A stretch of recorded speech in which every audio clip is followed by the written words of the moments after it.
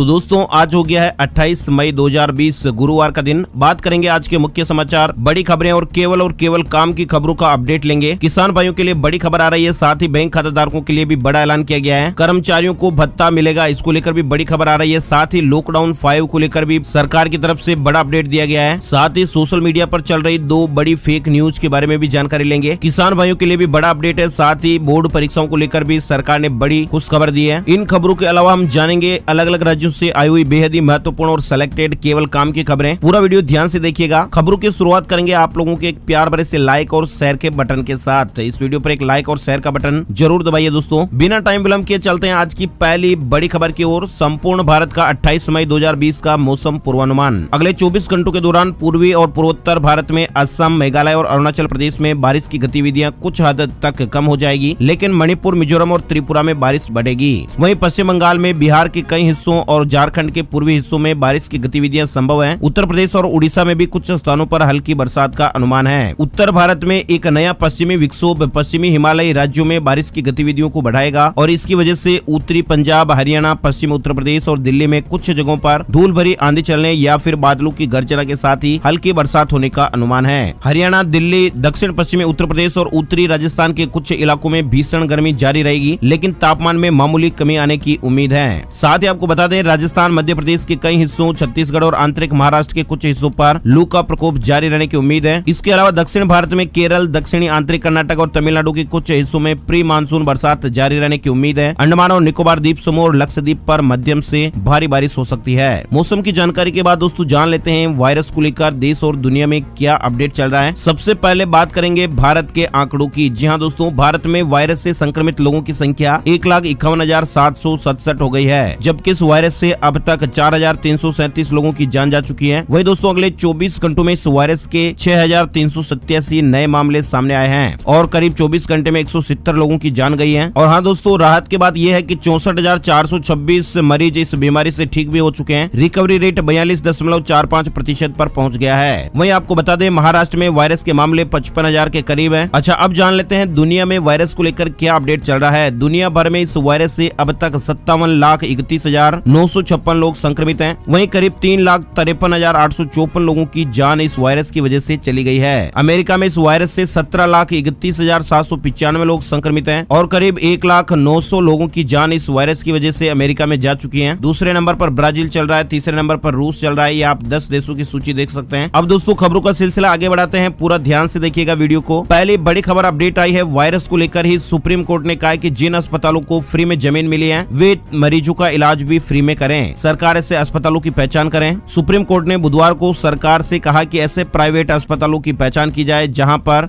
Virus के मरीजों को फ्री में या फिर मामूली खर्चे पर इलाज मिल सके। कोर्ट ने कहा कि जिन अस्पतालों को फ्री में या फिर बहुत कम रेट पर जमीन मिली हुई है उन्हें कोरोना के मरीजों का इलाज भी फ्री में करना चाहिए। साथ ही दोस्तों बड़ी खबर है, लॉकडाउन 5 को लेकर वायरल हो रही इस खबर का गृह मंत्रालय ने खंडन किया है। फेक न्यूज आ जाती है सोशल मीडिया में, तो ऐसे में आपको भी फेक न्यूज को फॉरवर्ड करने से बचना चाहिए। केंद्रीय गृह मंत्रालय ने लॉकडाउन के 5वें चरण को लेकर वायरल हो रही एक खबर का खंडन किया है। एक मीडिया रिपोर्ट में दावा किया गया था कि प्रधानमंत्री नरेंद्र मोदी जी अपने मासिक रेडियो कार्यक्रम यानी मन की बात में लॉकडाउन के 5वें चरण की जानकारी दे सकते हैं। पीएम मोदी का ये रेडियो प्रोग्राम हर महीने के आखिरी रविवार को होता है और ऐसे में रिपोर्ट में ये दावा किया गया था कि 31 मई को रविवार भी है और लॉकडाउन का आखिरी दिन भी है। ऐसे में प्रधानमंत्री नरेंद्र मोदी जी अपने कार्यक्रम के प्रसारण में 5वें लॉकडाउन को लेकर जानकारी दे सकते हैं। तो आपको बता दें दोस्तों, गृह मंत्रालय के प्रवक्ता ने इस रिपोर्ट का खंडन करते हुए ट्वीट किया है और उन्होंने इस स्टोरी में गृह मंत्रालय के सूत्रों के हवाले से लॉकडाउन 5 की जो इनसाइड डिटेल दी गई है, उन्होंने कहा कि इसमें जो भी जानकारी दी गई है वह सिर्फ एक रिपोर्टर का अनुमान है और ऐसे में गृह मंत्रालय का हवाला देना गलत है और गैर जिम्मेदाराना है। गृह मंत्रालय की ओर से जो रिपोर्ट शेयर की गई है उसमें यह बताया गया है कि लॉकडाउन के 5वें चरण में पहले के मुकाबले लोगों को ज्यादा रियायत दी जाएगी और इसमें 11 शहरों पर ज्यादा फोकस रहेगा। इस तरह की जो मीडिया में न्यूज चल रही थी वो बिल्कुल फर्जी है। गृह मंत्रालय ने इसको लेकर अपडेट जारी कर दिया है। साथ ही दोस्तों बड़ी खबर आ रही है, नई तकनीक से चालकों और यात्रियों की बचेगी जान। सरकार कर रही है एक खास तैयारी। सरकार व्यावसायिक वाहनों में आधुनिक तकनीक की मदद से ड्राइवरों और सड़क यात्रियों दोनों का जीवन सुरक्षित बनाने की दिशा में काम कर रही है और इसके तहत ट्रक ट्रेलर में पार्किंग अलर्ट सिस्टम लगाने की तैयारी है। इसके साथ ही निजी वाहनों की तर्ज पर व्यावसायिक वाहनों में भी एयरबैग, ओवर स्पीड सिस्टम व सीट बेल्ट रिमाइंडर आदि उपाय लागू करने की योजना है। बड़ी खबर है, भारतीय स्टेट बैंक के ग्राहकों के लिए बैंक ने दूसरी बार एफडी पर इंटरेस्ट रेट को घटा दिया है। है। SBI ने 2 करोड़ रुपए से कम की रिटेल FD पर ब्याज 7 से 45 दिन से लेकर 5 से 10 साल की अवधि तक पर 0.40% तक घटा दिया है। यानी अब SBI की FD पर मिलने वाला जो फायदा है वो कम हो गया है। 27 मई से नई ब्याज दरें लागू हो गई है और विस्तार से जानकारी आप यहाँ पर देख सकते हैं। बड़ी खबर आ रही है, India versus Australia test series का कार्यक्रम जारी। वायरस के कारण मार्च से ही हर तरह का क्रिकेट बंद है और इसके बाद से अब भारतीय खेल प्रशंसकों के लिए पहली बार अच्छी खबर आई है। क्रिकेट ऑस्ट्रेलिया ने बुधवार को भारत बनाम ऑस्ट्रेलिया के बीच टेस्ट सीरीज का कार्यक्रम जारी कर दिया है। इन दोनों के बीच इस साल के आखिर से लेकर अगले साल जनवरी के बीच 4 टेस्ट मैचों की सीरीज खेली जाएगी और सीरीज का पहला टेस्ट 3 दिसंबर से ब्रिस्बेन में खेला जाएगा। अगली बड़ी खबर आ रही है दिल्ली से। दिल्ली में घटिया और नकली हैंड सैनिटाइजर बेचने वाली दुकानों पर छापेमारी जारी है। घटिया किस्म के सैनिटाइजर की धरपकड़ करने के लिए विभागों की ओर से टीमें भेजी गई हैं। वहीं दोस्तों बड़ी खबर आ रही है, खुश खबर है, कॉलेजों में पढ़ रहे छात्र छात्राओं का फ्री में बनेगा पासपोर्ट।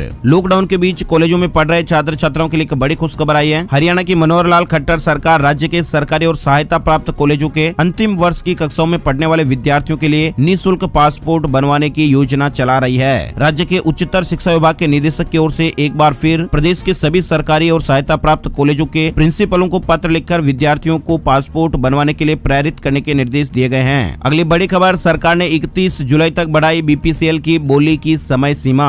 देश की दूसरी सबसे बड़ी refinery Bharat petroleum corporation limited यानी BPCL के निजीकरण के लिए बोली की समय सीमा को दूसरी बार बढ़ा दिया है। आधिकारिक नोटिस के अनुसार अंतिम तारीख 1 महीने से अधिक बढ़ाकर 13 जून की जगह 31 जुलाई कर दी गई है। इसके अलावा दोस्तों बड़ी खबर आ रही है, विद्यार्थियों के लिए CBSE परीक्षा को लेकर CBSE का बड़ा ऐलान। लॉकडाउन के दौरान अपने होम टाउन में दे सकते हैं परीक्षा। लॉकडाउन के दौरान जो बच्चे अपने गृह जिलों या अन्य प्रदेश में चले गए हैं उन्हें अधिक परेशान होने की जरूरत नहीं है, क्योंकि CBSE उनकी 10वीं और 12वीं की परीक्षा उन्हीं के जिलों में करवाने का प्रयास कर रही है। मानव संसाधन विकास मंत्री रमेश पोखरियाल निशंक जी ने ये जानकारी दी है। विद्यार्थियों की समस्या को ध्यान में रखते हुए केंद्रीय माध्यमिक शिक्षा बोर्ड ने ये फैसला लिया है कि ऐसे विद्यार्थी बोर्ड परीक्षा अपने गृह जिले में दे सकते हैं जो बच्चे अपने गृह प्रदेश में चले गए थे। अगली बड़ी खबर, झारखंड को लेकर। झारखंड वापसी को इच्छुक प्रवासी झारखंड सहायता पोर्टल पर रजिस्ट्रेशन कराएं। झारखंड के मुख्यमंत्री हेमंत सोरेन ने कहा कि राज्य सरकार के प्रयास से अब तक लाखों प्रवासी झारखंड वासियों को वापस लाया जा चुका है। इसके अतिरिक्त और भी लोग होंगे जो झारखंड वापस आना चाहते हैं। वैसे लोग झारखंड सहायता पोर्टल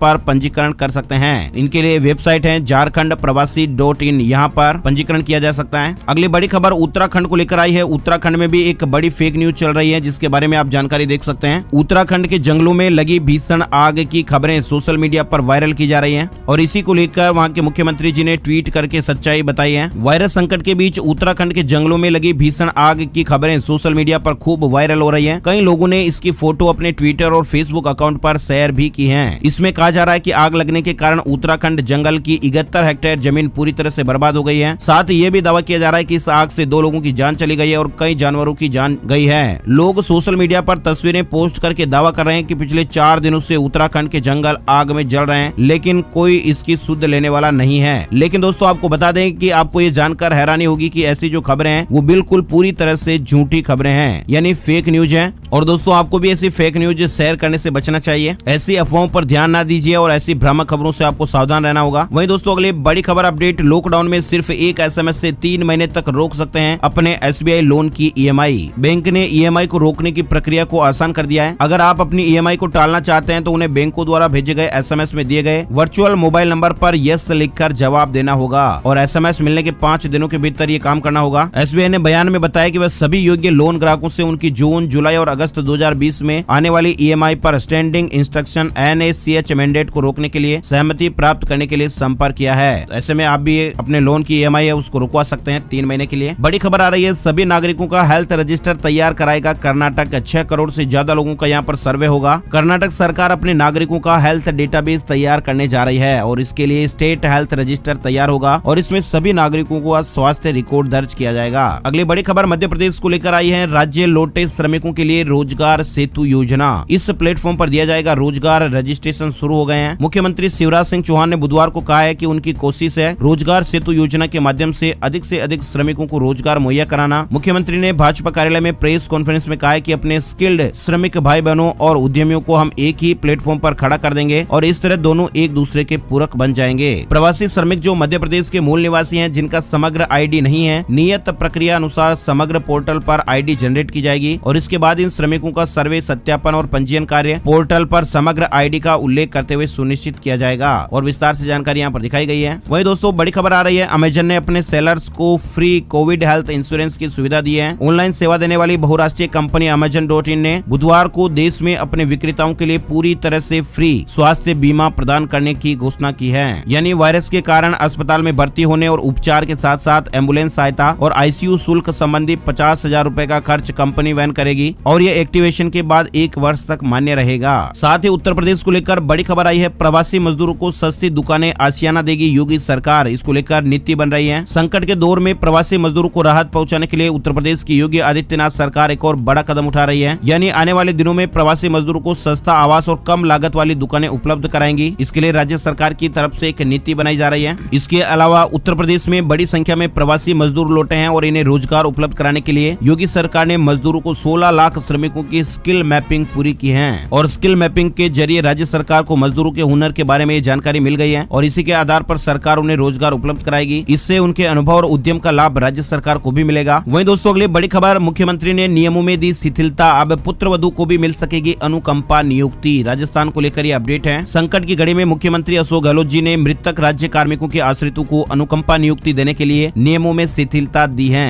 अनुकंपात्मक नियुक्ति नियमों के तहत परिवार की परिभाषा में पात्र नहीं होने के बावजूद विषम पारिवारिक परिस्थितियों के आधार पर पुत्रवधू को नियमों में शिथिलता देते हुए नियुक्ति देना मंजूर किया है। अगली बड़ी खबर, पीएम किसान स्कीम पर सरकार का बड़ा फैसला, 45 लाख किसानों को मिलेगा सिर्फ 4% पर लोन। किसान भाइयों के लिए बड़ी खबर है, पीएम किसान सम्मान निधि स्कीम से किसान क्रेडिट कार्ड यानी KCC को जोड़ने के बाद देश के लगभग 70 लाख लोगों ने खेती किसानी के लिए सस्ता लोन लेने की इच्छा जाहिर की है। उन्होंने KCC के लिए आवेदन किया है। केंद्रीय कृषि मंत्रालय के अधिकारियों के मुताबिक इनमें से 45 लाख किसानों को KCC देने के लिए सैद्धांतिक मंजूरी मिल गई है। 25 लाख लोगों को KCC जारी कर दिया गया है, जबकि शेष को भी कार्ड देने की ये प्रक्रिया चल रही है। देश भर में अभी 7 करोड़ किसानों के पास ही KCC है यानी किसान क्रेडिट कार्ड है, जबकि देश में 14.5 करोड़ किसान परिवार है और सरकार चाहती है कि किसान साहूकारों के बजाय सरकार से लोन लें। सरकार खेती के लिए सिर्फ 4% के नामात्र के ब्याज पर लोन देती है और इसीलिए किसान सम्मान निधि स्कीम के आधार पर भी किसानों को KCC जारी करने का प्लान बनाया है। बैंक किसान को KCC जारी करने को लेकर आनाकानी नहीं कर पाएंगे, क्योंकि सम्मान निधि के तहत सरकार के पास किसानों के आधार नंबर, उनके बैंक अकाउंट नंबर और उनके जमीन का पूरा रिकॉर्ड है और उसी आधार पर आवेदन करने पर उन्हें KCC दिया जाएगा। बड़ी खबर आ रही है दोस्तों, इस राज्य में फैली सैलून स्पा खुलने की झूठी खबर, सरकार ने ट्विटर पर सच्चाई बताई है। महाराष्ट्र सरकार के सूचना और जनसंपर्क महानिदेशालय की ओर से सोशल मीडिया पर महाराष्ट्र सरकार के एक आदेश के तौर पर वायरल की जा रही सूचना को गलत बताया गया है। दरअसल एक फर्जी आदेश जो सोशल मीडिया पर वायरल हो रहा था, उसमें यह कहा गया था कि महाराष्ट्र में सरकार ने दुकानें खोलने, सैलून और स्पा आदि खोले जाने के आदेश जारी किए हैं। लेकिन दोस्तों आपको बता दें, सरकार ने ट्वीट करके इसकी जानकारी दी है। मराठी और अंग्रेजी भाषा के इस ट्वीट में कहा गया है कि महाराष्ट्र सरकार ने ऐसा कोई आदेश जारी नहीं किया है, यानी राज्य सरकार ने साफ किया है कि यह नोटिफिकेशन महाराष्ट्र सरकार ने जारी नहीं किया है। ये फेक न्यूज है। सोशल मीडिया पर वायरल हो रही आदेशों की प्रतियों पर किसी के भी हस्ताक्षर नहीं है। तो दोस्तों आपको भी इस तरह की फेक न्यूज मिली है तो आपको सावधान होना चाहिए। महाराष्ट्र को लेकर अपडेट में आप और देख सकते हैं, गृह मंत्री अनिल देशमुख जी ने मुंबई में सेना की तैनाती की खबर को भी अफवाह बताया है, यानी बदमाश लोग हैं जो जानबूझकर इस तरह की खबरें फैला रहे हैं। अनिल देशमुख ने ट्वीट किया, व्हाट्सएप और अन्य सोशल मीडिया के माध्यम से ये अफवाह जानबूझकर फैलाई जा रही है कि सेना को मुंबई और पुणे में तैनात किया जाएगा, जिससे सेना वहां के लोगों की आवाजाही पर रोक लगाएगी। ये पूरी तरह से गलत है। अफवाह फैलाने वालों के खिलाफ कार्रवाई करना शुरू कर दिया है। झूठी खबरें आप भी शेयर ना करें दोस्तों। अगली बड़ी खबर आ रही है टिड्डियों को लेकर, अब ड्रोन करेगा टिड्डियों का काम तमाम। कृषि मंत्रालय ने तैयारी की है। देश का पश्चिम और पश्चिमोत्तर इलाका इस समय पाकिस्तान से आए टिड्डी दलों की मार झेल रहा है। सबसे ज्यादा समस्या राजस्थान और मध्य प्रदेश के कई जिलों को झेलनी पड़ रही है। टिड्डियों से निपटने के लिए अब केंद्र सरकार ने राज्य सरकारों के साथ ही मिलकर काम करना शुरू कर दिया है। अब ड्रोन के जरिए टिड्डियों से छुटकारा मिलेगा, यानी ड्रोन के जरिए प्रभावित इलाकों में टिड्डियों पर कीटनाशक का छिड़काव किया जाएगा। इसके लिए कृषि मंत्रालय को नागरिक उड्डयन मंत्रालय की मंजूरी इस शर्त पर मिल गई है कि इसमें केवल सरकारी मान्यता प्राप्त एजेंसियां ही इस्तेमाल की जाएंगी। साथ ही आपको बता दें, मध्य प्रदेश से आगे यूपी और महाराष्ट्र में दाखिल हुई है टिड्डियां। पंजाब, उत्तराखंड और हरियाणा में भी अलर्ट है। साथ ही इनके निस्तारण के लगातार प्रयास किए जा रहे हैं। अच्छा, अगली बड़ी खबर झारखंड को लेकर आ रही है। निजी स्कूलों ने कहा 2 महीने का बस भाड़ा नहीं लेंगे, फीस भी नहीं बढ़ाएंगे। तो झारखंड को लेकर अपडेट आप ये देख सकते हैं। साथ ही बड़ा अपडेट आ रहा है छत्तीसगढ़ को लेकर, लॉकडाउन में राहत बढ़ गई है। छत्तीसगढ़ में अब 6 दिन खुलेगी दुकानें, आज से चलेंगे ऑटो और टैक्सी। लॉकडाउन के कारण ठप हुई अर्थव्यवस्था को पटरी पर लाने के लिए छत्तीसगढ़ सरकार ने बुधवार को नए दिशा निर्देश जारी कर दिए और इसके तहत अब सप्ताह में 6 दिन दुकानें खुलेगी। वहीं 28 मई यानी गुरुवार से ऑटो टैक्सी भी चलने शुरू कर दिए जाएंगे। इसके अतिरिक्त अन्य राज्यों से लौटने वाले श्रमिकों को राशन और मनरेगा मनरेगा जॉब कार्ड बनेंगे। कुशल और अर्ध कुशल श्रमिकों की लिस्ट तैयार करके उद्योगों को सौंपी जाएगी। सरकार की ओर से बढ़ाई गई इस छूट का लाभ फिलहाल रेड जोन और कंटेनमेंट एरिया में नहीं मिलेगा। बैठक में स्कूलें खोलने को लेकर भी चर्चा हुई, लेकिन इस पर अभी कोई निर्णय नहीं हुआ है। अच्छा, अगली बड़ी खबर देख सकते हैं। दरभंगा बिहार की बेटी ज्योति को मिला साइकिल गर्ल का नाम। विनोद कापड़ी ने फिल्म बनाने का अनुबंध किया है, इस तरह की खबर आ रही है। लॉकडाउन में बीमार पिता को साइकिल पर बैठाकर हरियाणा के गुरुग्राम से 1200 किलोमीटर दूर अपने घर दरभंगा पहुंचने वाली बिहार की बेटी ज्योति कुमारी की तारीफ पूरे देश में हो रही है। ज्योति ने 7 दिन में गुरुग्राम से दरभंगा तक का ये 1200 किलोमीटर का सफर तय किया है। आपको बता दें, विनोद कापड़ी ज्योति पर फिल्म बनाने जा रहे हैं और इसके लिए उन्होंने ज्योति के पिता से अनुबंध भी कर लिया है, इस तरह की खबर है। अमेरिका के राष्ट्रपति डोनाल्ड ट्रंप की बेटी इवांका ट्रंप ने भी ट्वीट करके ज्योति कुमारी की सराहना की थी। हमारे देश की इन बेटियों पर हमें भी गर्व है। अगर आप भी हमारी बात से सहमत है तो इस वीडियो पर एक लाइक जरूर करना। वहीं दोस्तों, अगली बड़ी खबर आ रही है। बिहार बोर्ड मैट्रिक स्क्रूटनी के लिए आवेदन 29 से ऑनलाइन ही मांगे गए हैं आवेदन, यानी मैट्रिक के जो छात्र अपने अंक से असंतुष्ट है वे 29 मई से स्क्रूटनी के लिए आवेदन कर सकते हैं। 12 जून तक आवेदन ऑनलाइन लिए जाएंगे। साथ ही बड़ी खबर आ रही है, जियो की एक और बड़ी तैयारी, इंटरनेशनल शेयर मार्केट में लिस्ट होगी कंपनी। रिलायंस इंडस्ट्रीज के चेयरमैन और अरबपति मुकेश अंबानी जियो को लेकर बहुत ही जल्द एक नई शुरुआत कर सकते हैं, यानी रिलायंस इंडस्ट्रीज जियो को अंतर्राष्ट्रीय शेयर बाजार में लिस्ट कराने का प्लान कर रही है। दूसरे शब्दों में कहें तो जियो की ओवरसीज आईपीओ लिस्टिंग की तैयारी चल रही है। अगली बड़ी खबर आ रही है, छत्तीसगढ़ बोर्ड 10वीं और 12वीं का रिजल्ट जल्द ही जारी कर सकता है। छत्तीसगढ़ के मुख्य सचिव शिक्षा आलोक शुक्ला ने हिंदुस्तान टाइम्स को बताया है कि 10वीं और 12वीं की उत्तर पुस्तिकाओं का मूल्यांकन कार्य खत्म हो चुका है और फिलहाल पुनर्मूल्यांकन कार्य चल रहा है और ऐसे में परिणाम बहुत ही जल्द आने की उम्मीद है। अगली बड़ी खबर, हरियाणा में मास्क नहीं लगाने वालों को देना होगा 500 रुपए का फाइन। पब्लिक प्लेस में थूकने पर भी जुर्माना देना होगा। जो व्यक्ति मास्क नहीं लगाएगा उसे 500 रुपए जुर्माना देना होगा और जो थूकेगा उसे भी 500 रुपए का जुर्माना देना होगा। जल्दी इसको लेकर नोटिफिकेशन जारी किया जाएगा, जानकारी आप देख सकते हैं। वहीं दोस्तों, अगली बड़ी खबर, आज से केरल में खुलेगी शराब की दुकानें, लेकिन नहीं होगी भीड़। शराब की दुकानें केरल में सवेरे 9 बजे से शाम 5 बजे तक खुलेगी और इस दौरान शराब की बिक्री वर्चुअल क्यू सिस्टम से होगी। वर्चुअल क्यू सिस्टम में ग्राहक को पहले से ही शराब की खरीद के लिए डिजिटल तरह से लाइन लगानी होगी और इसमें ग्राहक को एक नंबर दिया जाएगा। नंबर आने पर ही उसे ये पता चल पाएगा और वह आकर अपनी शराब दुकान से ले जा सकेगा। तो ये अलग ही तरह की व्यवस्था है। साथ ही अगली बड़ी खबर आ रही है, गूगल की ओर से गूगल वर्क फ्रॉम होम कार्य करने वाले कर्मचारियों को देगा $1000 का भत्ता। 6 जुलाई से धीरे धीरे अपने ऑफिस खोले जाएंगे। गूगल ने विश्व भर में अपने प्रत्येक कर्मचारी को $1000 यानी कि करीब 75,000 रुपए देने की घोषणा की है। गूगल ये राशि कर्मचारियों को वर्क फ्रॉम होम के दौरान आवश्यक उपकरणों पर हुए खर्च के लिए देगा। साथ ही अगली बड़ी खबर है, व्हाट्सएप को टक्कर देने आ रहा है गूगल का ये नया ऐप। व्हाट्सएप में भी नहीं मिलता आपको ये फीचर। गूगल के मैसेज ऐप के जरिए आपको एक नया फीचर देखने को मिल सकता है। दरअसल गूगल की तैयारी है कि व्हाट्सएप और आई मैसेज जैसे ऐप की तरह ही लोग गूगल मैसेज ऐप का इस्तेमाल करने लग जाएं और इस मैसेजिंग ऐप में गूगल कुछ ऐसे फीचर्स देने जा रहा है जो व्हाट्सएप को कड़ी टक्कर दे सकते हैं। यह ऐप कई एंड्रॉइड डिवाइस में आपको पहले से इंस्टॉल मिलेगा। बड़ी खबर है दोस्तों, लोगो डिजाइन को लेकर सरकार की ओर से एक प्रतियोगिता का आयोजन किया जा रहा है। अटल भूजल योजना का लोगो डिजाइन करना है और अगर आपका ये लोगो सिलेक्ट हो जाता है तो आपको कैश प्राइज मिलेगा 1 लाख रुपए का और इस लोगो को डिजाइन करके सबमिट करने की जो अंतिम तारीख है वो 3 जून 2020 से शाम 6 बजे तक है। अगर आपको इस